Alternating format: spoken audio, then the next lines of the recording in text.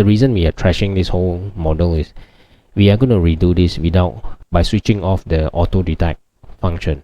That means we don't want Power BI to auto detect these relationships. Okay, now coming to that, why do we do that? Well, the rationale behind this is like this. It's not too bad to auto detect, because in the first place, all right, it helps us understand.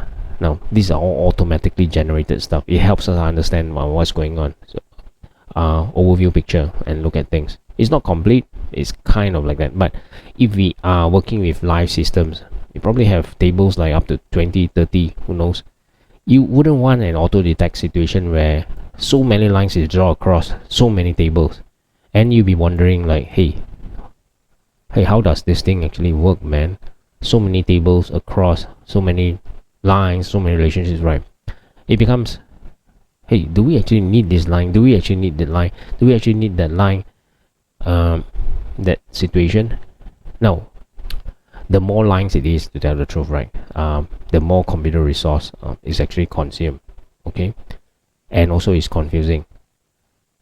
The gist of it is actually we only draw a line across two tables when we need it, and we know that, hey, what's the line there for? That's why we don't auto detect. Auto detect is good to understand things, okay, but when you're actually doing modeling, after understanding what table is for what, right, you actually manually do it rather than detecting the whole bunch of stuff. That's why we are doing it the second time. Okay, no auto detect. Can you understand that?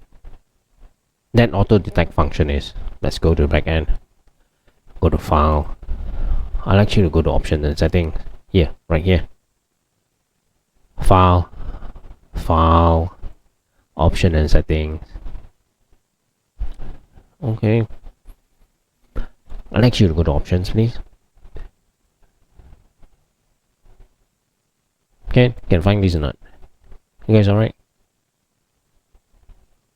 Yep, these options. Okay, good. Yeah, I know there's a scroll bar here, so many things, right? So, okay, you got two big categories here. You got global, you got current file. So global is about permanent settings on your app, Power BI desktop, of course. Current file means the settings which are related to this particular file. So it's not permanent. No? This is very specific. All right, this is permanent. So be very careful of things. Okay. All right. So I'm going to current file. Sorry. Vincent, hold on just a minute.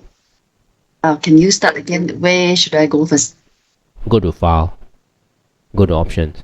Go to here. Option and settings. Options.